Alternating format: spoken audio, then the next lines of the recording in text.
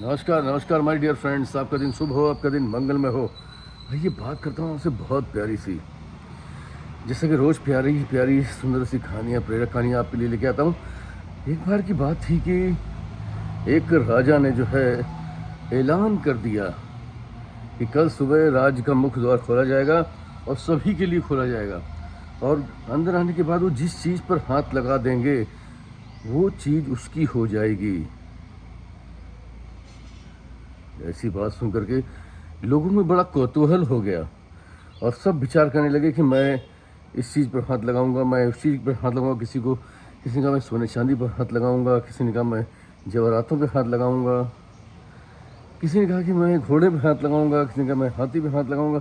जिसको जो प्रीत थी या जिसकी जो चाहत थी उसके बारे में वो चर्चा करने लगे, और चर्चा करने के बाद जो है बस दौड़ सी हो गई। एक अगले दिन इंतज़ार होने लगा कि कब दरवाज़ा खुले और कब अपनी प्रिय चीज़ जो है वो पहले हासिल कर लें।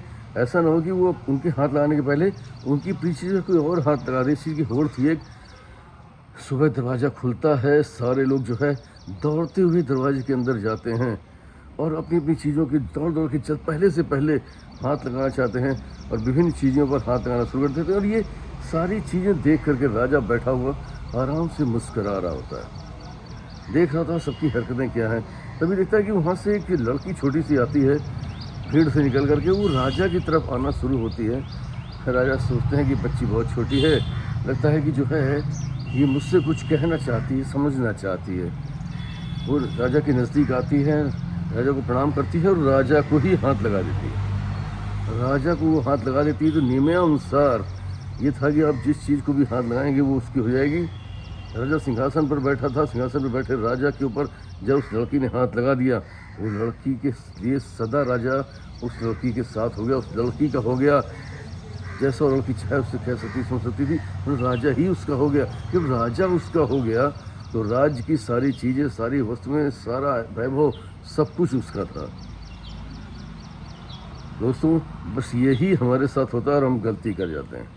भगवान प्रतिदिन हमारे लिए समक्ष उपस्थित होते हैं, हम उनसे सांसारिक जो उनकी बनाई हुई चीज़ें हैं वो मांगना शुरू कर देते हैं, उनके लिए यत्न करते हैं, प्रयत्न करते हैं, होड़ लगाते हैं, पूजा करते हैं, अर्चना करते हैं। लेकिन विचार करिए कि आपने अगर ईश्वर को ही मांग लिया होता, अगर ईश्वर ही आपके पास आ जाता, ईश्वर में ही आप मैं हो जाते, ईश्वर में ही अगर आप लय हो जाते, ईश्वर में ही यदि आप समर्पित हो जाते तो ईश्वर ही आपका हो जाता।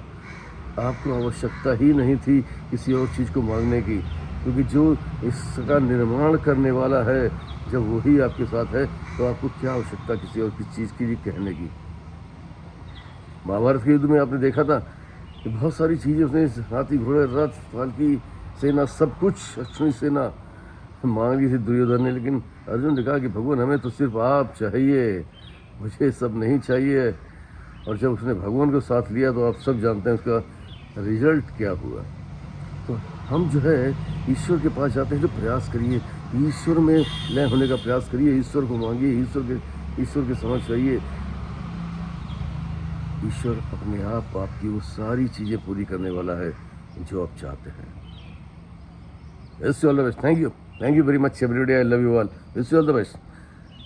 ध्यान रखिएगा, प्रतिदिन कुछ और नहीं, ईश्वर में